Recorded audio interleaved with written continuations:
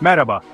Bugünkü videomuzda Brezilya'nın en dikkat çekici sosyal ve kentsel olgularından biri olan favelaların hikayesine yakından bakacağız. Favela deyince aklınıza ne geliyor? Renkli evler, dar sokaklar, müzik, dans ama aynı zamanda yoksulluk ve mücadele. Gelin, bu bölgelerin nasıl ortaya çıktığını, kimlerin yaşadığını ve bugün ne durumda olduklarını inceleyelim. Favelaların hikayesi, Brezilya'nın sömürge geçmişi ve toplumsal eşitsizliği ile doğrudan bağlantılı. İlk favela, 1897 yılında kuruldu. O dönemde Brezilya hükümeti, Canudos Savaşı'ndan dönen askerlere yerleşim yeri vaat etmişti. Ancak bu sözler tutulmadı. Evlerine dönmek isteyen askerler, Rio de Janeiro'daki Morro da Providencia tepesinde kendi imkanlarıyla barakalar yaparak yaşamaya başladı. Bu alan, tarihteki ilk favela olarak kabul edilir. Bu topluluklara favela adı verilmesinin sebebi ise, askerlerin savaştıkları bölgedeki bir bitkinin adının favela olmasıydı.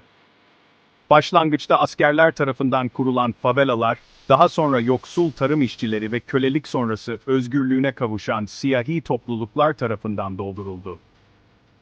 20. yüzyılın ortalarına gelindiğinde, kırsaldan kentlere doğru yoğun bir göç yaşandı.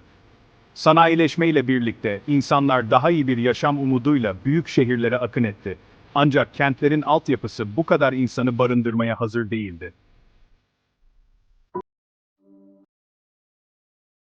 Bu nedenle, yeni gelenler şehrin merkezine yakın olan dağlık alanlara veya kullanılmayan arazilere kendi evlerini inşa etmeye başladı. Elektrik, su ve kanalizasyon gibi temel hizmetlerden yoksun bu bölgeler, yoksullukla mücadele eden insanların yaşadığı yerler haline geldi. Günümüzde Brezilya'da yaklaşık 13 milyon insan, yani ülke nüfusunun %6'sı, favelalarda yaşıyor.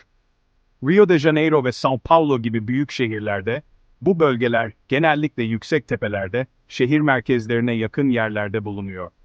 Favelaların çoğu hala yoksullukla anılıyor olsa da, durum her favela için aynı değil. Son yıllarda bazı favelalar, hükümet ve sivil toplum kuruluşlarının çabalarıyla iyileştirme projelerine ev sahipliği yaptı. Santa Marta gibi bölgeler, turizmle kalkınarak daha güvenli ve yaşanabilir hale geldi. Sanat ve kültür projeleri, gençler için eğitim olanakları ve iş fırsatları yaratarak topluluklara yeni bir soluk getirdi. Ancak hala birçok favela, organize suç, uyuşturucu ticareti ve polis şiddeti gibi sorunlarla mücadele ediyor. Devletin favelalara yönelik tutumu ise tartışmalı. Bir yandan güvenlik operasyonlarıyla bölgeyi kontrol altına almak istiyor, diğer yandan yeterli sosyal hizmet sağlanmıyor. Bu durum sakinlerin yaşam kalitesini olumsuz etkiliyor. Favelalar sadece yoksulluğun değil, aynı zamanda Brezilya'nın güçlü bir kültürel direnişinin sembolüdür. Samba ve funk gibi müzik türleri bu bölgelerden çıkmış ve tüm dünyaya yayılmıştır. Ayrıca, sokak sanatçıları favelaların duvarlarını bir tuval gibi kullanarak renkli ve anlam dolu eserler yaratmıştır. Favelalar, Brezilya'nın tarihine, toplumsal yapısına ve kültürel kimliğine ayna tutan eşsiz yerlerdir. Burada yaşayan insanlar, zorlu koşullara rağmen dayanışma ve yaratıcılıkla hayatlarını sürdürüyor. Ancak, daha iyi bir gelecek için, hükümet ve toplumun ortak çaba göstermesi gerekiyor.